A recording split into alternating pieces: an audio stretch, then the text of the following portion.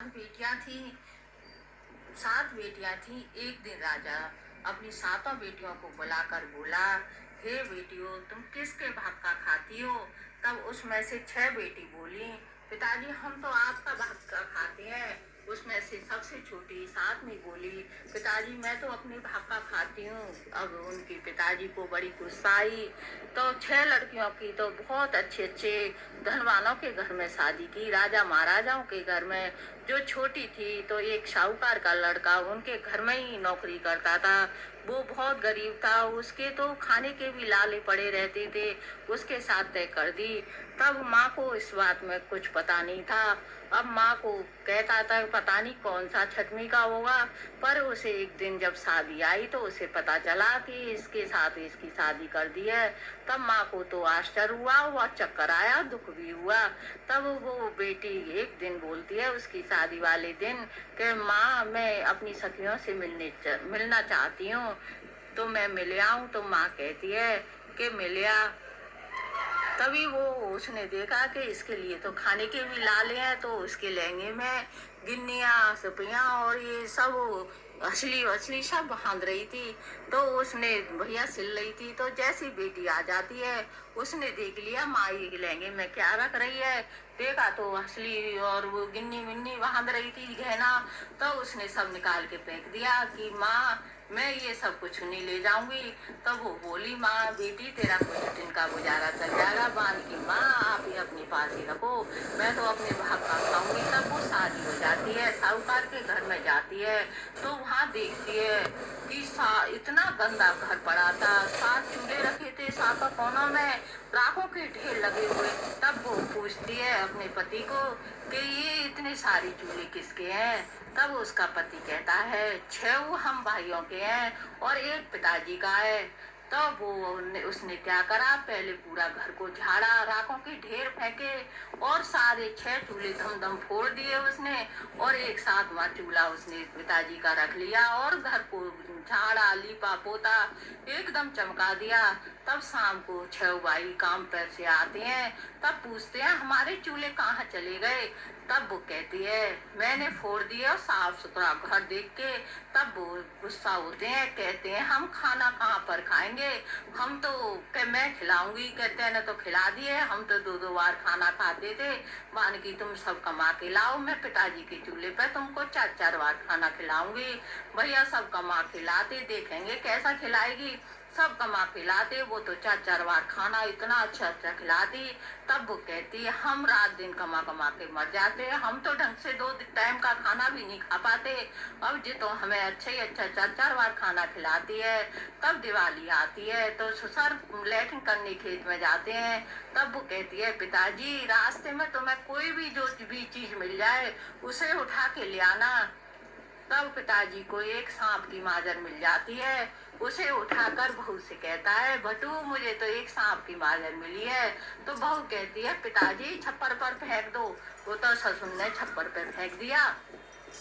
अब भाई रानी नहा रही होंगी तो उसके हार को रानी चील ले आई, उसके छप्पर पर ही और उस माजर को देखती है और हार को छोड़ देती है। तब वो साहूकार की बहू देख लेती है, उसे उतार के ले आती है, कहती है ये तो रानी का ही हार है इतना कीमती। अब तो भैया नगर में भी रोड़ा पिट गया कि रानी का हार खो गया है रानी का। तब वो गाने बाजे के साथ उसे सजा धजा के रानी के घर जाती है लौटाने। सब बोलते हैं तेरे पे ही चोरी का नाम लगा देंगे, तू क्यों लौटाने जा रही है? बाने की मेरे पे क्यों, मैं तो लौटाने जा रही हूँ। तब राजा से कहती है राजा हे रानी का हाल ले लो, हमारे छप्पर पर चील डाल गई थी। अब राजा को आश्चर्य हुआ इतनी गरीब है, इसके खाने के लिए लाले पड़े होते हैं, और उसकी ईमानदारी पर वो बड़ा खुश हुआ। तब बोला तुझे जो मांगना है सो मांग। तब वो कहती है मैं मांगू सो पाऊं। तब वो बोला कि हाँ जो तू मांगेगी वो पाएगी, के तिरवा चावल लो। उसने तिरवा चावल लिया। तब उसने कही कि छोटी दिवाली के यहाँ 4 मुक्का दीपक या तो मेरे घर या आपके घर जलेगा। अब और दिवाली की उजाला तुम्हारे घर या मेरे घर ही होगा। अब तो राजा आश्चर्य में पड़ गया, इसने क्या मांग लिया। अब तो उसने वचन भरा तो वो कहने लगा कोई बात नहीं है। उसने पूरी नगरी में टिरोड़ा पिटवा दिया कि ये चार मुख का दीपक या तो मेरे घर जलेगा या राजा के घर या साहूकार के घर जलेगा और किसी के घर जलेगा तो मैं फांसी की सजा जाएगी। अब तो भैया दीपावली आई तो क्या कहते हैं, एक तो साहूकार के घर में उजाला और एक राजा के घर में उजाला, पूरी नगरी में अंधेरा पड़ा। अब घर जगनी आती है। अब वो बहुत अपने ससुर से कह देती है पिताजी आप पौड़ी में सो जाओ, घर जगनी आएगी तो दरवाजा मत खोलना। तब वो तो पौड़ी में सो जाता है। घर जगनी आती है, पूरी नगरी में अंधेरा ही अंधेरा देखती है। अब ये राजा की तरफ जाती है कि साहूकार की तरफ। भैया राजा के तो पहले से ही बहुत लक्ष्मी है। अब साहूकार के बार बार दरवाजा खटखटाती है, खोल के बाहर मैं भोजन मरी। तो ससुर कहता है मेरी बहू ने तो मना कर दिया है, मैं तो नहीं खोलूंगा। तब फिर चक्कर लगा के आती है, भैया कोई भी नहीं मिलता है। फिर वही साहूकार के घर में फिर खटखटाती है दूसरी बार कि खोल के बाहर मैं भोजन मरी, मैं घर जकनी हूँ। तब आने गई बहू जी दूसरी बार आई है कि पिताजी मत खोलो। भैया फिर तीसरी बार आई कि खोल के बाहर मैं भोजन मरी, खोल के बाहर बाने कही भटू जी तो फिर आ गई घर जकनी। बाने की पिताजी ऐसा करो दरवाजा भरवा लो, अगर सात सात के लिए आए तो खोल दो और नहीं आए तो मत खोलना। माने कही मेरी बहू बोल रही है सात सात को आए तो मैं खोल दूंगा और नहीं तो मैं नहीं खोलूंगा। माने कही तू खोल तो सही, मैं सात सात को आ जाऊंगी। भैया आ गई घर सिक्के विक्के भैया जेवर फैला दिया, लक्ष्मी लक्ष्मी। अब तो चली गई वो। तब वो सुबह होते ही पिताजी से कहती है पिताजी इसकी आप पसेरी बनवा लाओ। और पसेरी बनवा लाते हैं, साइकिल पे रख के इसको तालाब में डाल आओ। अब भैया वो ससुर तालाब में डाले आता है। जैसे ही वो मछुआरा मछली पकड़ता है उसे कीचड़ में लिसी वाने समझे ये लोहे की पसेरी है।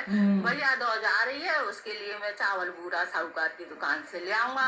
भैया साहूकार की दुकान पर ही आ गया, चावल बूरा मांगने लग गया।